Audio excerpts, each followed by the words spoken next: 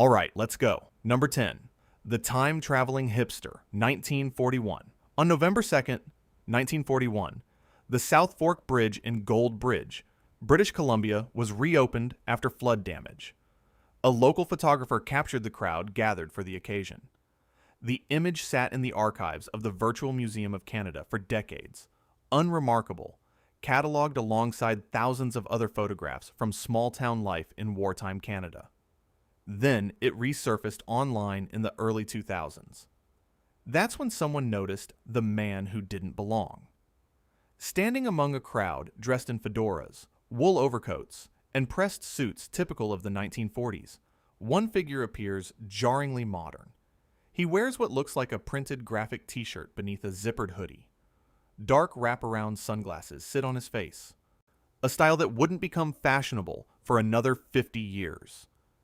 In his hands, he appears to hold a small, compact camera, far more advanced than anything commercially available in 1941. His hair is styled in a way that wouldn't look out of place on a street in 2010. Every other person in the photograph exists firmly in their era. This man looks like he wandered in from ours. The image went viral. Forums dissected every pixel.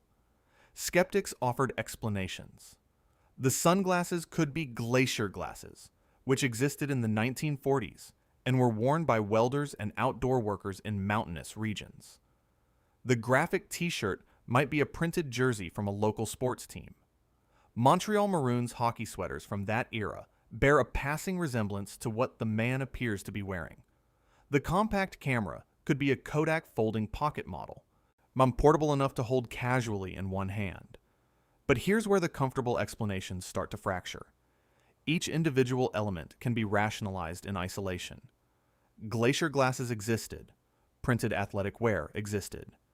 Compact cameras existed. The problem is the convergence. The probability of one person simultaneously wearing all of these items in exactly the configuration that would make them appear modern, standing in exactly the posture and position that amplifies the anachronism, captured in exactly the frame that would make the contrast most striking against every other person in the crowd, is extraordinarily low. Coincidence explains each detail. It doesn't explain the totality. What makes this case particularly unsettling is its resistance to definitive resolution. The photograph is undeniably authentic. It hasn't been altered or manipulated. Modern digital analysis confirms it's an original, unmodified image from 1941. The man existed. He stood in that crowd on that day in a small Canadian town. The debate isn't about whether he's real. It's about what he is. Every attempt to explain him requires assembling a collection of individually unlikely choices made by one individual on one afternoon in rural British Columbia. And every attempt to dismiss him requires ignoring how profoundly wrong he looks standing in his own time. He doesn't just seem unusual, he seems displaced. The photograph remains in the archives. The man has never been identified. No family member has come forward. No one in Gold Bridge ever claimed to know who he was. We know he was there. We just can't explain why everything about him suggests he shouldn't have been. And number 9. The Vanishing Hotel in France, 1979.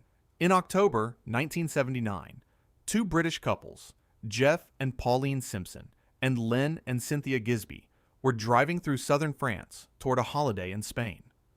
Somewhere along an unrecorded stretch of road near Montélimar, they stopped for the night at what they described as a peculiar, old-fashioned hotel. The building's architecture seemed to belong to another century. The windows had no glass, only heavy wooden shutters. The furniture was rough-hewn and antique, built in a style that predated modern manufacturing. There were no modern fixtures, no telephones, no elevators. The locks on the doors were heavy iron latches. The staff wore clothing that seemed dated by decades, if not longer. The entire atmosphere was, as they later described it, deeply strange without being threatening. It felt less like stepping into an old building and more like stepping into an old time. The couples stayed the night. they were charged an almost absurdly low rate for the rooms, a fraction of what any French hotel charged in 1979. During their stay, they encountered other guests who also seemed oddly dressed and out of place in the modern era. A woman in a long dress with a bonnet, a man in clothing that looked handmade rather than manufactured. The food was simple. The service was unhurried. Everything about the experience carried the quality of a place that existed outside the normal flow of commerce and time. Photographs were taken. The next morning, they continued their drive south towards Spain. On their return trip through France, they deliberately sought out the hotel again. They drove the same roads, retraced their route as precisely as they could, marking landmarks they recognized from the initial journey. The hotel was gone, not closed, not demolished, simply absent from the landscape as though it had never existed. The stretch of road where they were certain it had stood contained nothing but open countryside. No foundation, no ruins, no evidence that any structure had ever occupied the site. They stopped. They searched. They drove the road multiple times. Nothing. Even more disturbing, the photographs taken inside the hotel failed to develop. The film from that specific portion of the trip was blank, though photographs taken before and after came out perfectly. Whatever the camera recorded during those hours, the film refused to hold it. The couples reported the experience independently before comparing details. Their accounts aligned with a precision that makes coordinated fabrication difficult to sustain. The furniture they described, the absence of glass in the windows, the iron latches, the clothing of the staff, the impossibly low prices, all of it matched across 4 separate witnesses who had no history of paranormal interest and no motivation to invent an elaborate hoax about a French hotel. Skeptics have proposed explanations.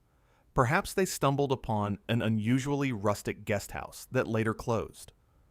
Perhaps memory embellished the details over time, transforming an eccentric country inn into something supernatural. Perhaps the blank photographs were coincidental film errors unrelated to the location. But none of these explanations account for the hotel's complete physical disappearance from a road they drove twice in the same week. Buildings don't vanish. Businesses leave traces, records, foundations, debris. The couple searched. Investigators searched. Local residents were consulted. Nothing was found. No hotel matching their description had operated in the area within living memory. The hotel existed for one night in October 1979, served its guests, charged them almost nothing, and then ceased to be. What makes this case uniquely disturbing is its banality. These weren't thrill seekers or paranormal enthusiasts. They were 2 ordinary couples on a driving holiday who stopped at a hotel that shouldn't have been there and then wasn't. The experience didn't happen in a laboratory or during an experiment. It happened during the most mundane act imaginable, finding a place to sleep on a long drive. If time can bleed through in moments that ordinary, the boundaries between eras might be far thinner than we assume, and the blank film suggests those boundaries don't appreciate being documented. Number 8. The Charlie Chaplin Time Traveler, 1928. In 2010, Irish filmmaker George Clark was reviewing bonus footage included on a DVD box set of Charlie Chaplin films. The footage showed scenes from the Hollywood premiere of Chaplin's 1928 film The Circus, captured outside Grauman's Chinese Theater. Crowds milled about. People walked past the camera in their evening attire, and then Clark noticed something that made him replay the footage dozens of times before he believed what he was seeing. A heavy-set woman walks across the frame, holding something to her left ear. She appears to be talking into it. Her hand is cupped around a small, dark object pressed against the side of her head. Her lips are moving in the rhythmic patterns of active speech. Her posture is exactly what you'd expect from someone having a conversation on a mobile phone. The slight forward lean, the focused expression, the unconscious gestures of a person engaged in dialogue rather than listening to ambient sound. The problem is that the footage is from 1928. Commercial cell phones wouldn't exist for another 55 years. Cellular networks wouldn't be built for decades. Whatever she's holding and whoever she's talking to, it can't be a phone call. Not in any world we understand. Clark uploaded his analysis to YouTube. It accumulated millions of views within weeks. The footage is genuine. It's sourced directly from the studio's archival materials and shows no signs of manipulation or alteration. The woman exists in the frame exactly as she appears. Datti on something is held to her ear, and she is speaking. The most commonly proposed explanation is a portable hearing aid. Siemens produced a handheld carbon amplifier device in the mid-1920s that required holding the unit to the ear. The shape approximately matches what the woman appears to be holding. This explanation is plausible, but it's incomplete in ways that matter. Hearing aids of that era amplified ambient sound. They didn't transmit voices. They didn't facilitate conversation. They were passive reception devices, not communication tools. The woman isn't simply holding something to her ear and listening. She's talking. Her mouth moves in the animated, responsive patterns of active dialogue, not the passive expression of someone straining to hear the world around them more clearly. Consider the full picture of what the footage shows. And a person in 1928, walking with the casual body language of someone engaged in a two-way conversation through a handheld device pressed to their ear. The behavior is so specific, so precisely calibrated to what phone conversations look like, that millions of people immediately recognized it without prompting. That recognition isn't coincidence. It's pattern matching against a behavior that shouldn't exist in 1928, but does in the footage as clearly as anything else in the frame. What makes this footage particularly unsettling is its accidental nature. This wasn't staged. No one in 1928 was trying to create a mystery for future audiences. A camera captured a crowd, and in that crowd, a woman is engaged in a behavior that wouldn't become commonplace for another 7 decades. The footage sat unexamined for 82 years. Whatever she was doing it naturally, as though the act of holding an object to her ear and speaking into it was perfectly normal for her. In 1928, it shouldn't have been normal for anyone alive. The footage remains unexplained. The woman has never been identified. The object has never been definitively classified.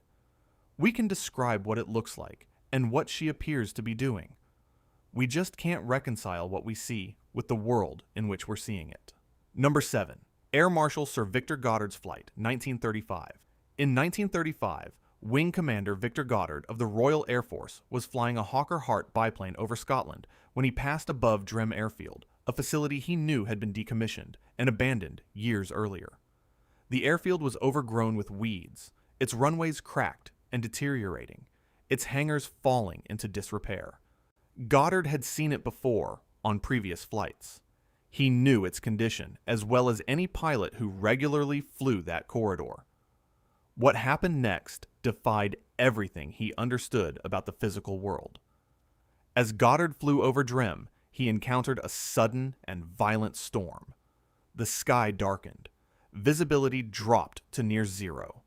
His aircraft was thrown by turbulence, so severe that he lost altitude rapidly, descending dangerously low as he fought for control of the biplane. Rain hammered the fuselage. The instruments became difficult to read. Then, without warning or transition, the storm broke. Sunlight flooded his cockpit, and below him, Drem Airfield had changed. The abandoned facility was now fully operational. The runways were clean and maintained. Mechanics walked across the tarmac in blue overalls, a uniform color the RAF did not use at the time. Their standard issue coveralls were brown. Parked on the airfield were monoplane trainers painted bright yellow, an aircraft type and paint scheme that didn't exist in the Royal Air Force in 1935. The biplanes Goddard knew had been replaced by monoplanes he'd never seen. The hangar roofs were intact. The grounds were manicured. Everything about the scene below him belonged to a functioning, modern military installation that bore no resemblance to the derelict site he'd flown over countless times before. Goddard observed this impossible scene as he passed overhead, and then the storm closed around him again. When he emerged and looked down, the airfield below was abandoned once more, overgrown, derelict, exactly as it should have been. Goddard reported the experience immediately and in meticulous detail. He documented the yellow monoplanes, the blue overalls, the operational state of the facility, the contrast between what he knew the airfield to be and what he'd just witnessed. His account was specific, internally consistent, and recorded long before any of the details he described became reality. 4 years later, in 1939, the RAF reopened Drem Airfield as a training base in preparation for the Second World War. The trainers stationed there were Miles Magisters, monoplane aircraft painted bright yellow for visibility during training exercises. The ground crew's standard uniform had been changed to blue overalls, a modification implemented across the RAF after Goddard's 1935 flight. Every detail he described, the operational airfield, the yellow monoplanes, the blue uniforms, manifested exactly as he'd witnessed them, in a future that hadn't occurred yet when he saw it. What makes Goddard's account particularly compelling is the man himself. He wasn't a civilian telling stories for attention or profit. He was a senior RAF officer who would later rise to the rank of Air Marshal, one of the highest positions in the British military. He had no interest in the paranormal and no motivation to fabricate an account that could damage a distinguished military career built on precision and credibility. He reported what he saw because he couldn't explain it, and he trusted that the specificity of his observations would speak for itself. The yellow planes, the blue overalls, the reopened airfield. Details no one in 1935 had any reason to predict or imagine. The most disturbing aspect of Goddard's experience isn't the vision itself, it's the precision. He didn't see a vague impression of activity or a blurred suggestion of life at the airfield. He observed specific aircraft types, specific uniform colors, specific operational configurations that no one in 1935 could have anticipated. These weren't symbolic images open to interpretation. They were concrete, verifiable details that materialized in reality 4 years later without deviation. Whatever Goddard flew through above Drem, it wasn't turbulence. It was a window into 1939, open for moments, then sealed shut as though it had never existed. And the fact that he flew through it accidentally, without seeking it, without preparation, suggests these windows don't require permission to open. Number 6. The chronovisor, 1960s. In the early 1960s, Father Pellegrino Ernetti, an Italian Benedictine monk and respected scholar of pre-polyphonic music at the Benedictine Abbey of San Giorgio Maggiore in Venice, made a claim that would have been dismissed immediately if it came from anyone less credentialed. Ernetti held degrees in quantum physics and was recognized as one of the foremost experts in archaic music.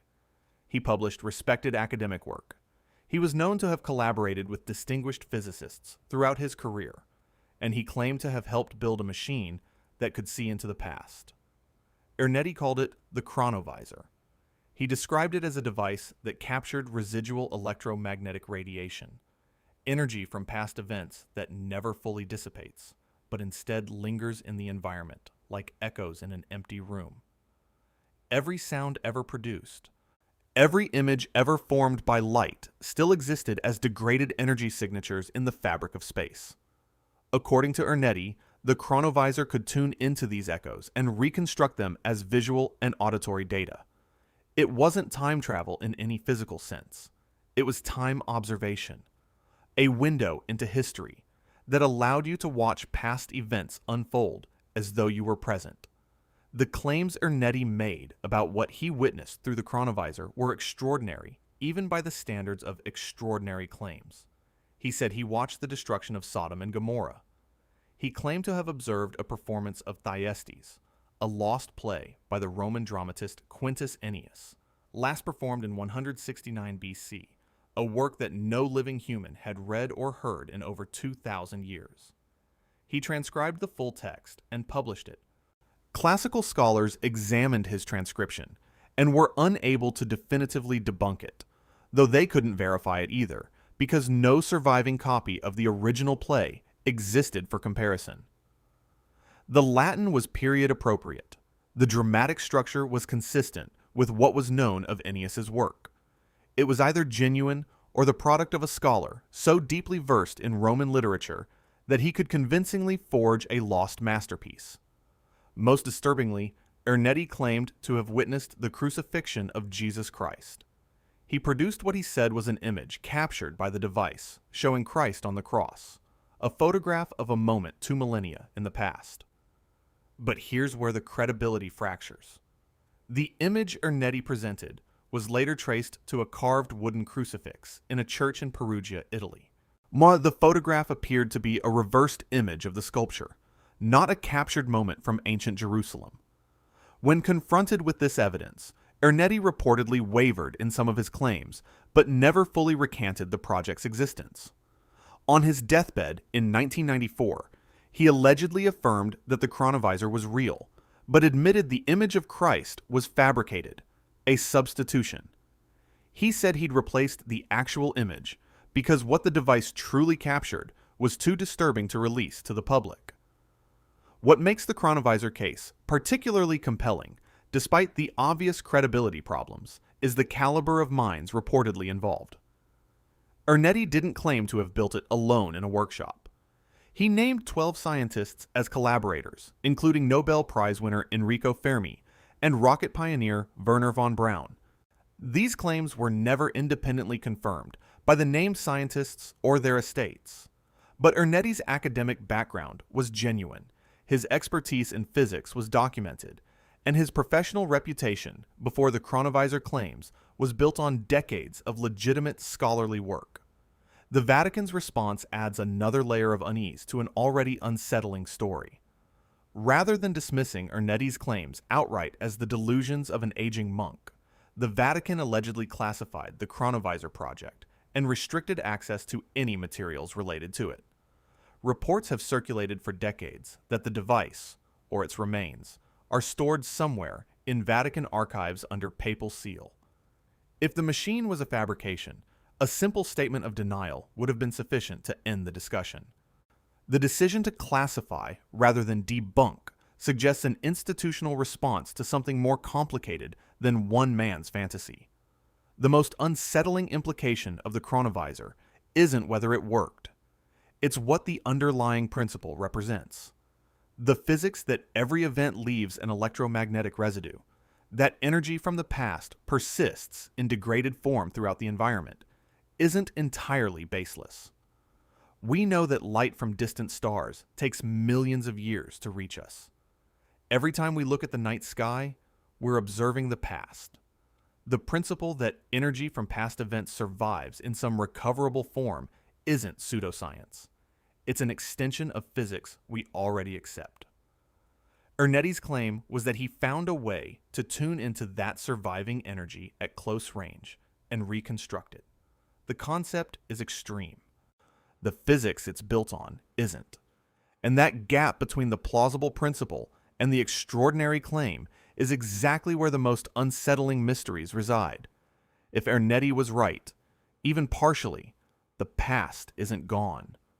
It's still here, embedded in the energy around us, waiting for someone with the right instrument to watch it unfold again.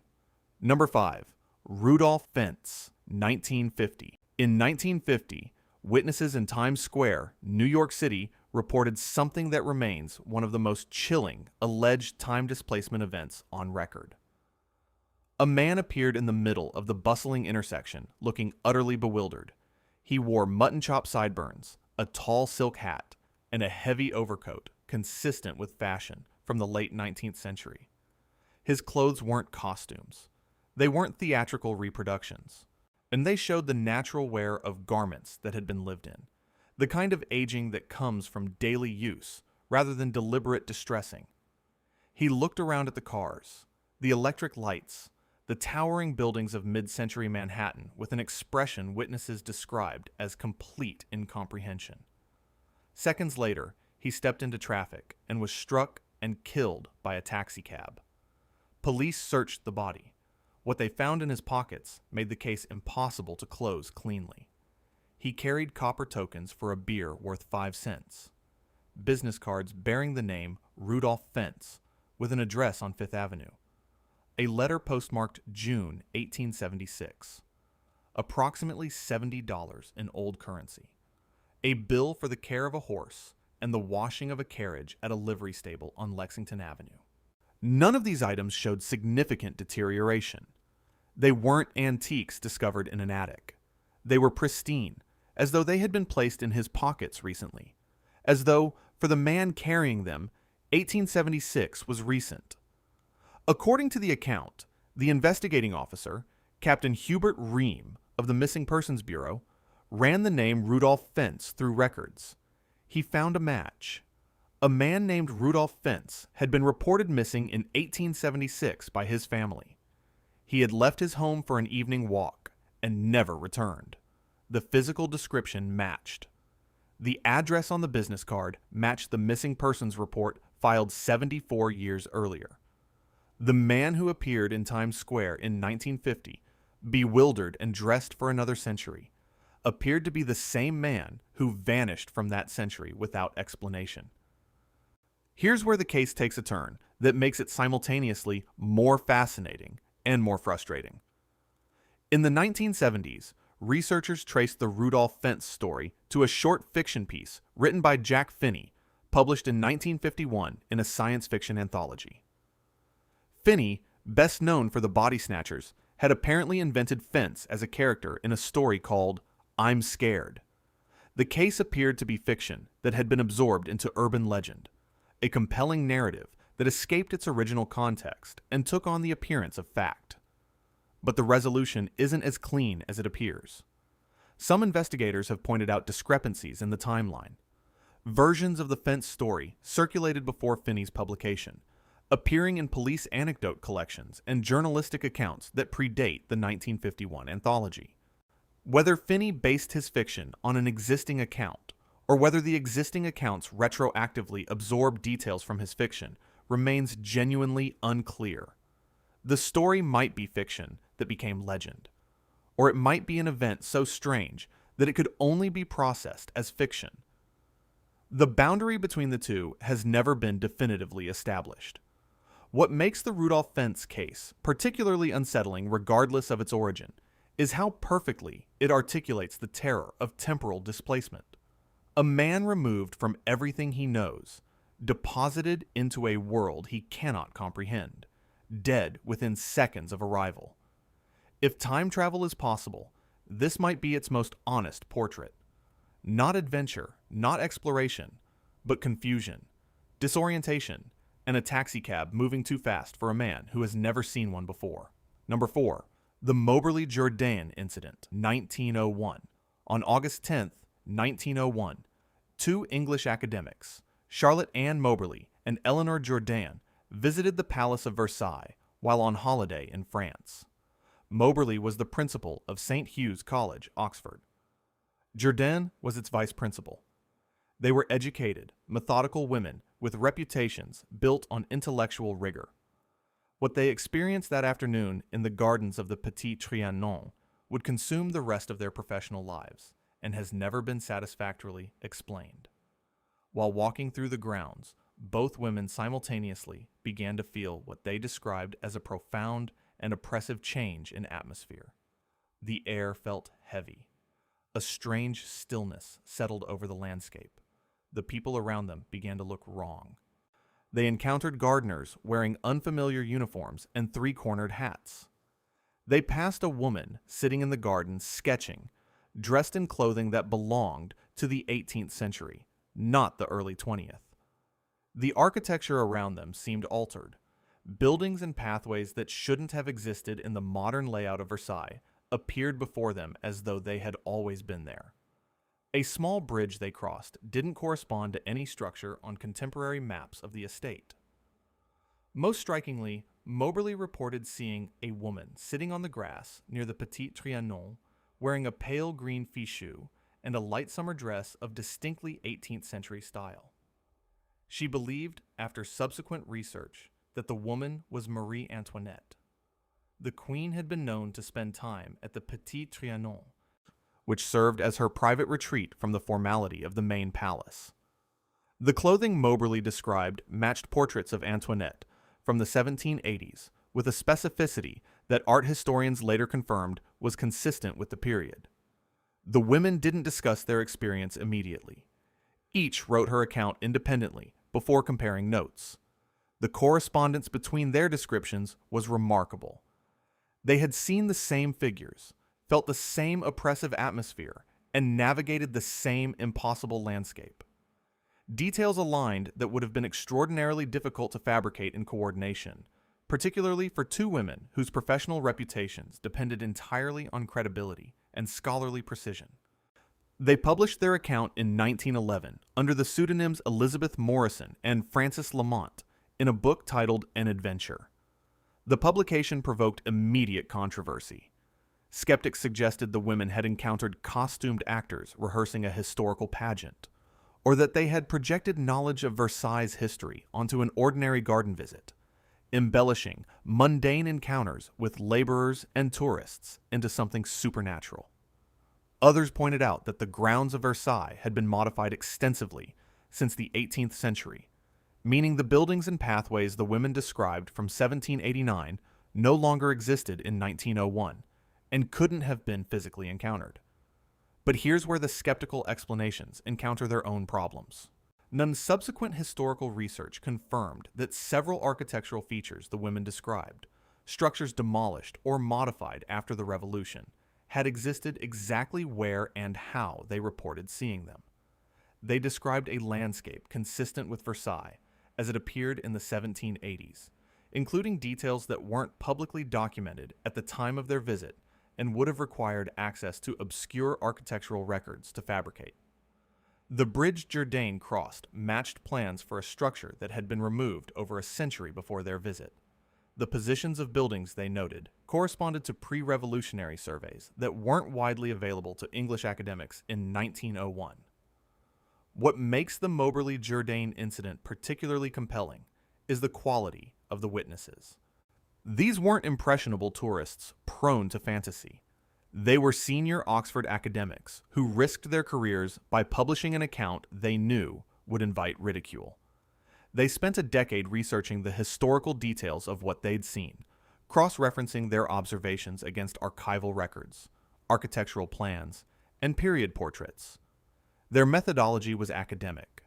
Their documentation was meticulous.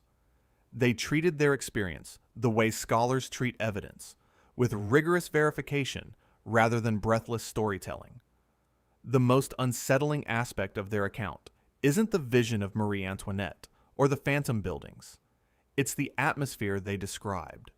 Both women, writing independently, reported an identical feeling of oppressive wrongness, as though the air itself had changed, as though they had crossed a boundary. They couldn't see into a place they didn't belong. Whatever happened at the Petit Trianon that afternoon, two of the most methodical minds in English academia experienced it simultaneously, documented it separately, and spent the rest of their lives unable to explain it. Versailles remembers its past. On August 10th, 1901, it apparently decided to show it.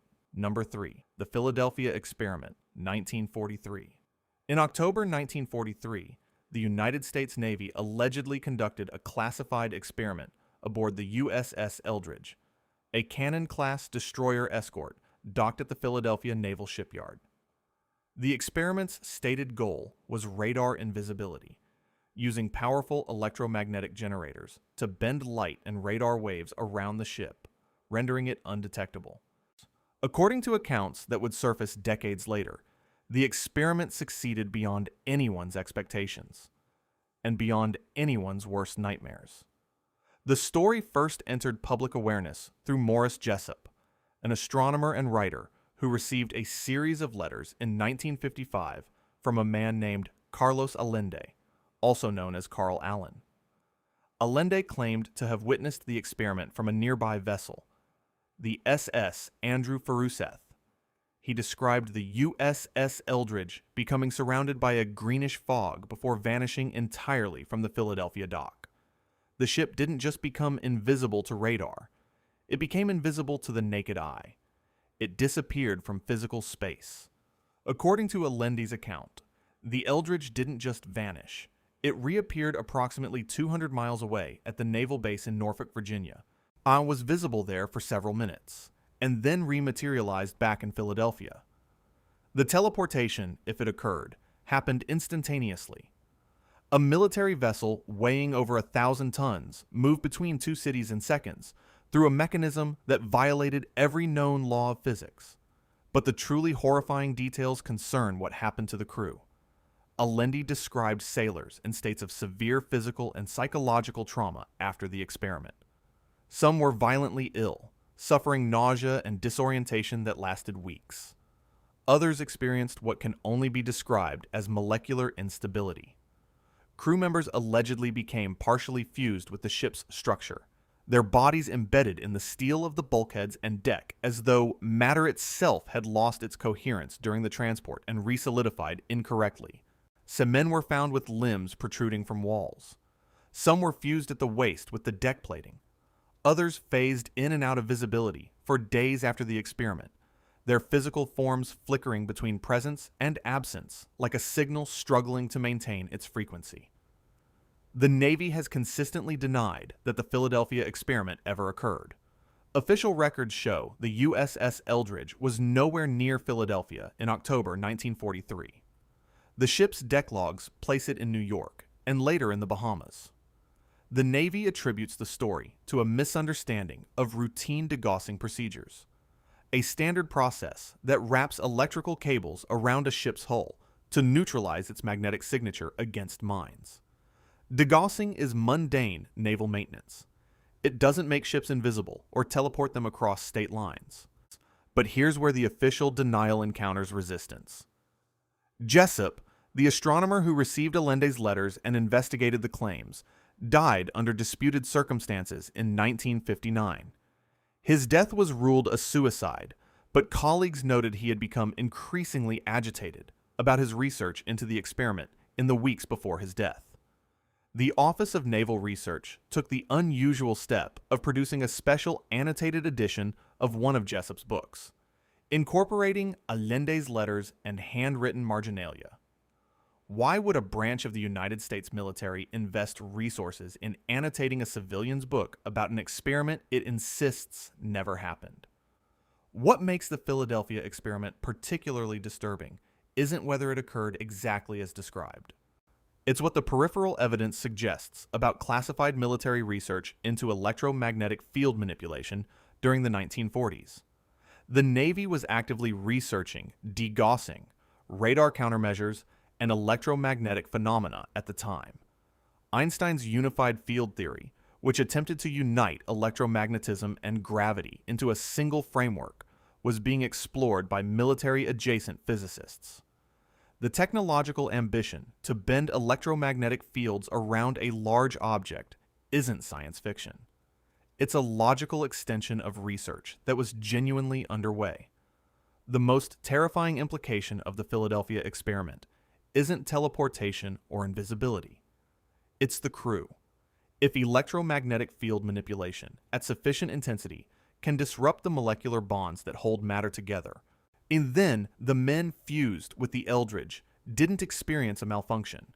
They experienced what happens when the forces that maintain physical coherence are temporarily suspended and then imperfectly restored. Their bodies and the ship's steel became the same undifferentiated matter for a fraction of a second. And when the fields collapsed, everything resolidified in the wrong configuration. The experiment didn't fail. It revealed what happens when you succeed at something the physical world wasn't designed to survive. Number 2. Sergey Ponomarenko, 2006.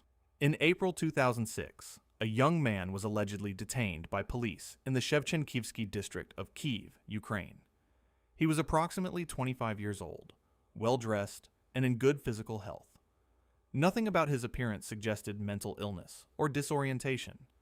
But everything about his documents, his clothing, and his answers to basic questions suggested something that the officers who detained him couldn't process. The man identified himself as Sergey Ponomarenko. He carried a Soviet-era identification document that appeared authentic, but listed his year of birth as 1932. The document was in pristine condition, not aged, not deteriorated, not a reproduction. It looked as though it had been issued recently, which was impossible because the Soviet Union had dissolved 15 years earlier, and the document format hadn't been in use for decades. He carried Soviet currency that was equally pristine. When asked what year it was, he answered without hesitation. 1958. According to the account, Ponomarenko was confused, but coherent. He didn't behave like someone experiencing psychosis or fabricating a story. He answered questions calmly and consistently. He described his life in Kiev in the late 1950s with the casual specificity of someone recounting their morning rather than inventing a fictional history. He named streets, landmarks, and locations that existed in 1958 but had been renamed, demolished, or radically altered in the decades since. His knowledge of mid-century Kiev was granular and effortless in ways that would require either genuine lived experience or extraordinarily deep historical research committed to memory without error. The most compelling element of the Ponomarenko case is the camera. He carried a vintage Soviet-era camera containing a roll of undeveloped film. When the film was processed, it reportedly showed photographs of 1950s Kiev, so street scenes, buildings, vehicles, and pedestrians consistent with the city as it appeared nearly 50 years before the photographs were developed. The quality and content of the images matched mid-century Kiev with a precision that forensic analysts reportedly found difficult to fabricate using available technology. Ponomarenko was allegedly referred to a psychiatric facility for evaluation. According to the account, he disappeared from the facility shortly after admission. His room was found empty. The windows and doors were secured. No staff observed him leaving. He simply wasn't there anymore, as though whatever mechanism had deposited him in 2006 had retrieved him. Skeptics have raised significant objections to the Ponomarenko case. No verified police reports have been produced. The psychiatric facility has never been publicly identified. The story circulates primarily through Ukrainian media and internet retellings that lack the documentary rigor of verified journalism. It's entirely possible that the Ponomarenko case is an urban legend, a modern folklore constructed from the same anxieties and fascinations that produce time travel stories in every culture. But what makes this case resist clean dismissal is the specificity of its details. The Soviet documents, the pristine currency, the undeveloped film showing a city that no longer exists as photographed, the calm, consistent testimony of a man who didn't behave like a liar or a lunatic, but like someone genuinely confused about why Kiev looks so different from the city he left that morning. Fabrication is the simplest explanation. But the details of the fabrication, if that's what it is, demonstrate a sophistication that raises its own uncomfortable questions about who created this story and why they created it with such meticulous period accuracy. The most unsettling aspect of the Ponomarenko case isn't whether it's true. It's the disappearance. If the story is fabricated, why include the detail that he vanished from a locked psychiatric ward? That detail serves no narrative purpose for a hoax. It doesn't make the story more entertaining or more believable. What it does is suggest that whatever brought Ponomarenko to 2006 wasn't permanent. He was displaced temporarily, observed, examined, and then returned. The implication is that time displacement isn't a one-way journey. It's a circuit, and the circuit closes whether or not the displaced person wants it to. Number 1. John Titor, 2000 to 2001. On November 2nd, 2000, a user posting under the name timetravel_0 appeared on an internet forum hosted by the Time Travel Institute. Over the following months, continuing into March 2001, the user who would become known as John Titor described himself as an American soldier from the year 2036, sent back in time on a military mission to retrieve an IBM 5100 portable computer from 1975. His posts were calm, detailed, internally consistent, and contained information that no one analyzing them in real time could fully evaluate. 2 decades later, we still can't. Titor's claimed reason for needing the IBM 5100 was specific and technical. He said the computer had the ability to translate between legacy programming languages, a capability needed in his future timeline to debug aging systems still running code from the early days of computing. This seemed like an oddly mundane detail for a time travel narrative. Science fiction gives its time travelers dramatic missions. Titor said he was sent back to get an old computer. The IBM 5100 was a real machine, manufactured in 1975 and discontinued by 1978. At the time of Titor's posts, virtually no one outside of a small community of vintage computing enthusiasts knew anything notable about it. But here's where the story becomes genuinely unsettling. In 2004, Bob Dubka, an engineer who had been part of the original IBM 5100 development team, confirmed in an interview that the machine did in fact possess an undocumented feature. It could translate between EBCDIC and APL legacy code, a capability that IBM had deliberately kept hidden from the public because it could potentially be used to circumvent IBM's own mainframe licensing. This feature was not documented in any publicly available material at the time Titor made his posts. No technical manual described it. No consumer would have known it existed. Yet, Titor identified this specific computer and this specific undocumented capability as the reason for his mission. Titor described the physics of his time travel method with an internal consistency that physicists who reviewed his posts found difficult to dismiss outright. He described a device based on 2 counter-rotating micro-singularities, miniature black holes whose interaction created a localized distortion in spacetime, sufficient to permit travel along what physicists call closed time-like curves. See, he referenced the Kerr metric, a real solution to Einstein's field equations describing rotating black holes, and the Tipler cylinder, a theoretical time machine proposed by physicist Frank Tipler in 1974. His descriptions weren't vague science fiction. They were grounded in actual theoretical physics, articulated with a specificity that suggested either genuine understanding or extraordinarily thorough research into general relativity and its implications for temporal mechanics. Titor also made predictions. Some were wrong. He described a civil war in the United States beginning in 2004 and escalating through 2015, which didn't occur. He predicted a nuclear exchange in 2015 that devastated major American cities. This didn't happen either. Skeptics point to these failed predictions as evidence that Titor was a hoaxer whose guesses didn't pan out.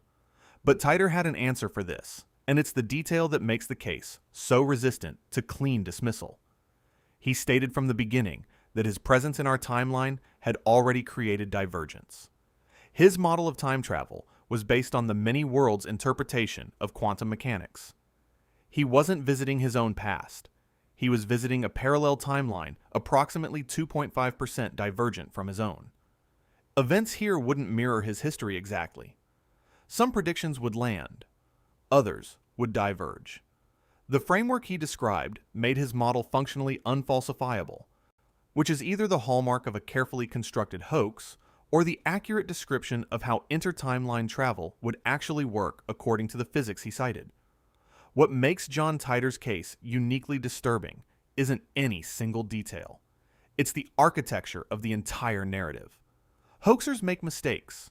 They contradict themselves. They get facts wrong in ways that reveal ignorance. Titor maintained internal consistency across hundreds of posts over 5 months while engaging with skeptics, answering technical questions, and describing a future timeline with the granular specificity of someone recounting lived experience rather than inventing fiction. He knew about the IBM 5100's hidden capability. Before the engineer who built it confirmed it publicly, he described physics consistent with real theoretical frameworks. And when pressed on failed predictions, he had already provided a theoretical mechanism that accounted for divergence. The posts stopped in March 2001. Titor said he was returning to his timeline. No one has ever been identified as the author. No IP address has been conclusively traced. No one has claimed credit for one of the most elaborate and technically informed internet hoaxes in history. If it was a hoax, it was executed by someone with deep knowledge of theoretical physics, classified computing history, military operations, and narrative construction.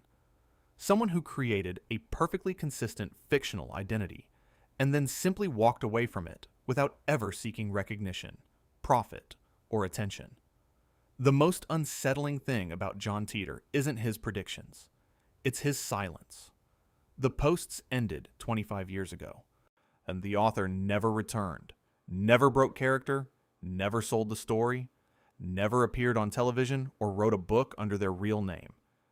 In an era where every internet hoax eventually has its curtain pulled back, John Titor's remains closed.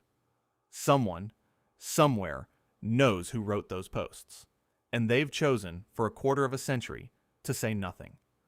That silence is either the discipline of a hoaxer who understood that mystery has more power than revelation, or the absence of someone who was never from here in the first place and has no reason to explain himself to a timeline he was only visiting.